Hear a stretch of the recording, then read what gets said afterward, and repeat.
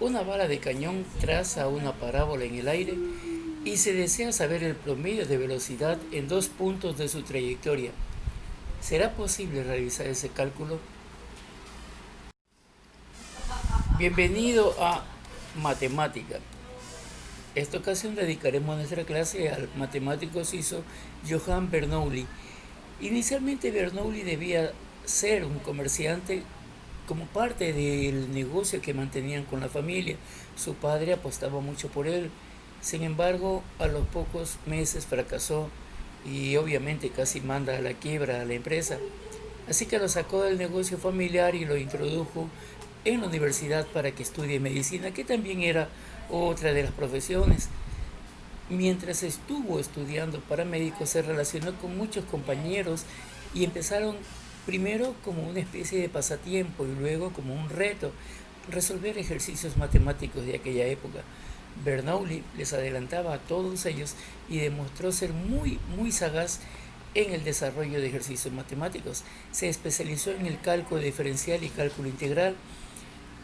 Cuando fue más grande y habiendo sido médico, su hermano falleció y su hermano trabajaba en la universidad. Lo llamaron entonces a Johann para que lo reemplace y lo hizo mucho mejor que su hermano. Adquirió fama, tuvo como estudiantes, inclusive a renombrados matemáticos de aquella época, como Koenig, que algún día lo verán en estadística también. Hay un reto, se llama el puente de Koenig. Y también a Leonard Euler, que fue un gran matemático.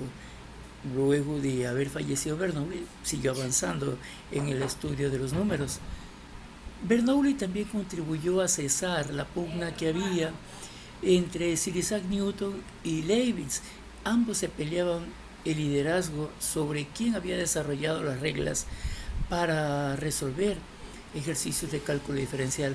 Bernoulli no solamente entendió el concepto de esas reglas, sino que mejoró y finalmente logró tener como estudiante a Guillermo L'Hopital, así.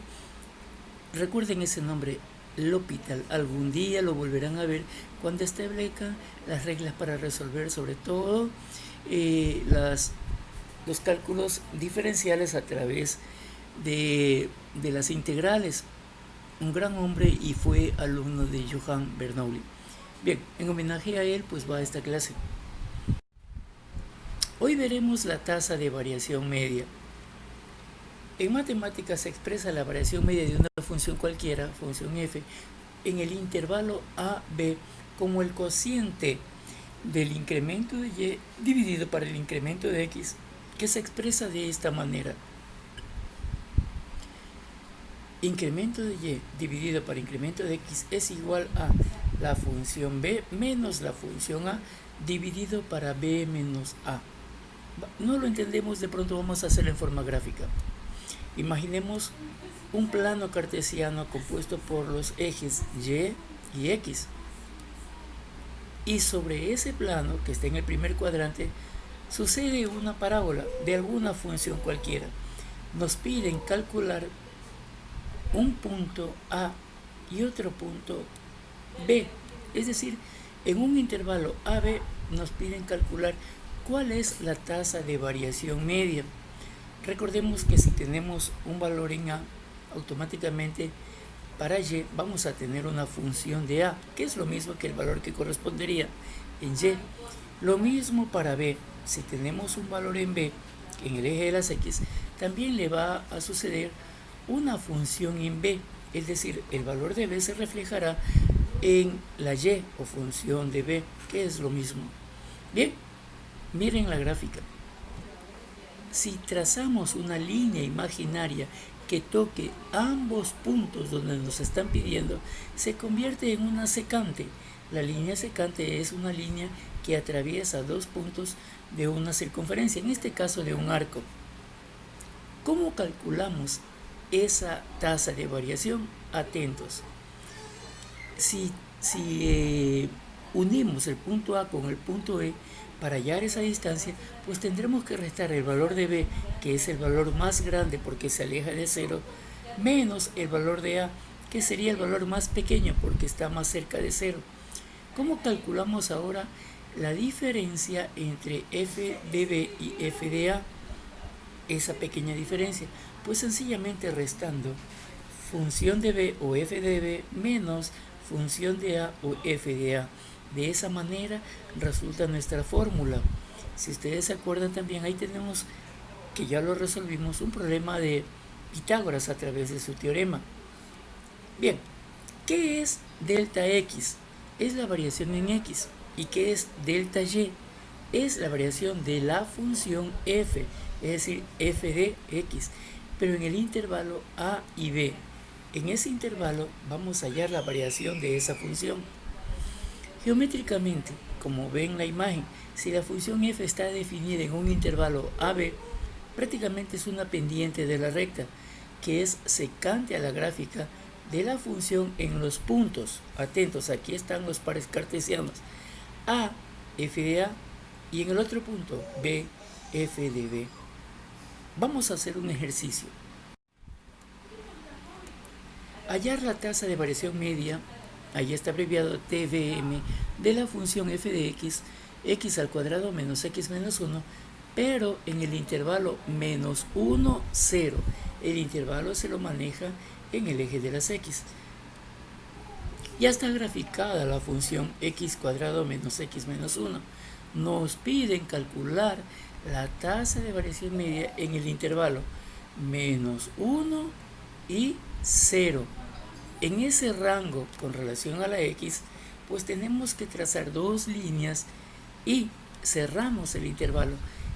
Ok, en el punto menos 1, 0 para x. Y obviamente si proyectamos el punto que coincide con menos 1, nos damos cuenta que coincide con el eje de las y, o también se llama de las ordenadas, en el valor de 1. Y en la parte inferior, en el valor de menos 1. Es decir, nuestra gráfica va a variar en menos 2 unidades. ¿Por qué en menos 2? Porque si se dan cuenta, la parábola en ese tramo está yendo para abajo, es decreciente. Y lo que queremos calcular es el pequeño trocito que está pintado en amarillo. ¿Cómo lo hacemos? Primero, vamos a ver la tasa de variación, es decir, la parte superior de nuestra formulita que habíamos visto. La tasa de variación en el punto A, B, es decir, f de B menos f de A, lo que vimos hace un momento. Pero la tasa de variación tiene que estar definida en el intervalo menos 1, 0, es decir, haciendo de que el 0 valga el valor de B y el menos 1, atento, menos 1 sea el valor de A. El menos que está entre las dos funciones es parte de la expresión, no lo vayan a borrar. Ok, aquí tenemos nuestra función original, x cuadrado menos x menos 1. Vamos a valorarla primero cuando f, la función es de 0, es decir, reemplazo x por 0. Ahí está el reemplazo y como respuesta nos va a quedar menos 1.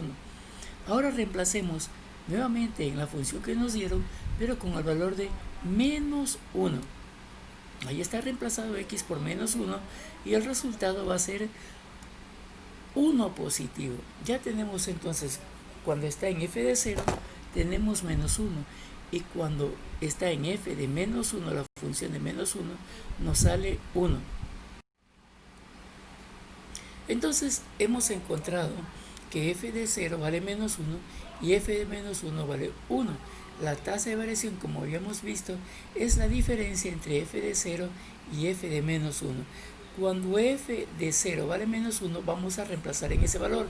Lo mismo, cuando f de menos 1 vale 1, lo reemplazamos en ese valor y nos queda menos 1 menos, que es parte de la expresión, 1, porque f de menos 1 equivale a 1. Hacemos esa operación, menos 1, y resulta que la tasa de variación sale menos 2, tal cual como nos salió en la gráfica, menos 2.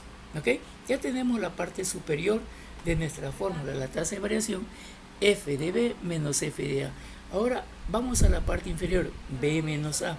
Reemplazamos en la parte superior lo que obtuvimos, menos 2. B ya sabemos que vale 0, menos A vale menos 1. No olviden el menos. Cierren entre paréntesis para no olvidar. A vale menos 1. El intervalo está definido entre menos 1 y 0.